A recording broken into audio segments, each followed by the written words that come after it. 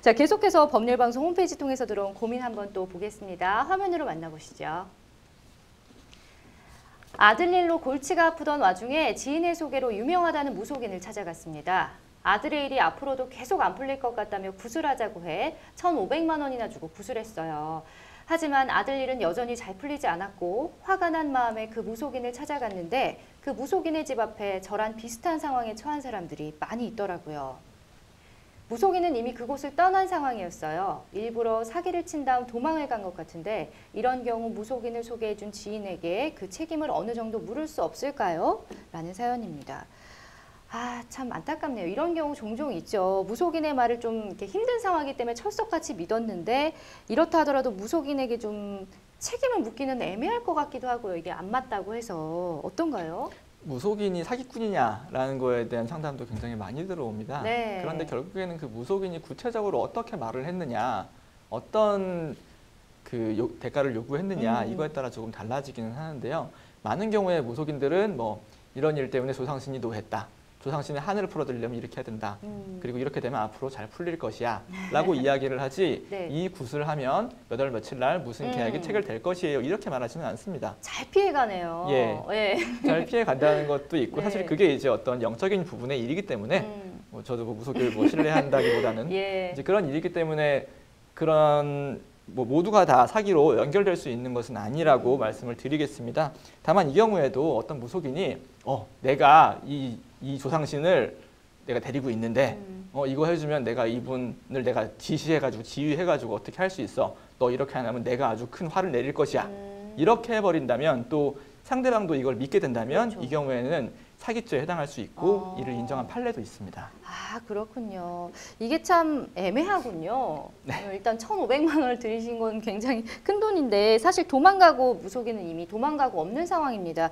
그렇다면 이제 무속인을 소개해준 지인에게 책임을 물을 수 없을까요? 라고 질문하셨는데 제가 볼 땐 좀 힘들지 않을까 싶거든요. 서 변호사님, 이인환 변호사님이 답변해 주실까요? 무속인 사기를 칠 생각이었다면 당연히 사기 성립합니다. 예. 죄송합니다. 제가 그럼 책임을 물을 수 없는지부터 한번 여쭤보고 답변을 좀 들어보도록 하겠습니다. 예. 그래서 아까 애매하다고 말씀하셨지만 이 네. 사안 같은 경우 지금 이 사안이 전부라면 사실 이 사안은 무속인한테 책임을 묻기는 좀 어려워 보입니다. 그렇군요.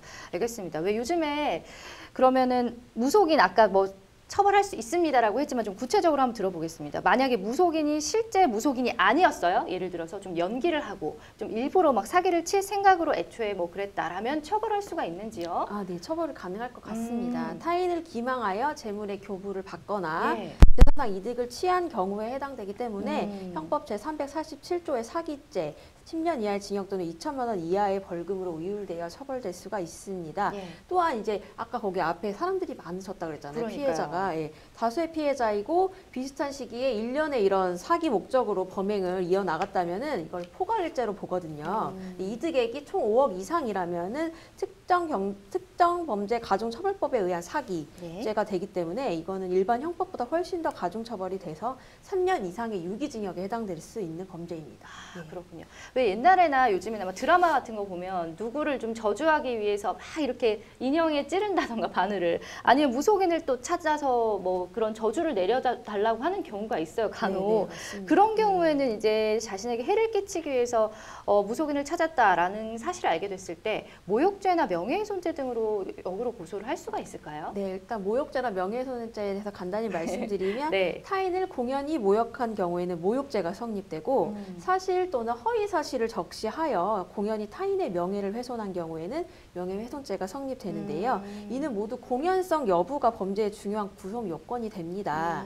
명예훼손의 경우에는 만약 무속인에게 타인에 대한 비방을 한 것이 공연성 내지 전파 가능성이 없다면은 명예훼손죄가 인정되기가 쉽지는 않을 것 같고요. 네. 그마저도 사실이라든지 허위 사실이 아닌 단순한 감정의 이제 표현이라든지 저주의 표현이라면은 그것도 조금 그 명예훼손죄의 구성 요건에는 해당될 수가 없습니다. 또한 모욕의 경우에도 불특정 다수인 앞에서 그 직접 타인에 대해서 욕설을 하거나 모욕적인 언사를 해야지 성립되는 범죄이기 때문에 단순히 무속인에게 다른 사람 욕을 한 것만으로는 이제 모욕죄에도 해당되지 않기 때문에 일단 이것들이 사실의 적시인지 그리고 공연이 전파 가능성이 있는 것인지 그러니까 무속인이 정말 자기만 듣고 구슬하는 데 쓰면 상관이 없지만 네. 어떤 저주 목적으로 한 인형을 만든다거나 뭐 이런 데 쓰지 않고 어떤 퍼트리다든지 이러면은 이제 명예훼손이 될 수가 있기 때문에 그거는 사안마다 조금 판단을 할 수 있을 것 같습니다. 공연성 여부에 따라 모욕죄나 명예훼손죄가 인정이 된다라고 말씀을 해주셨습니다.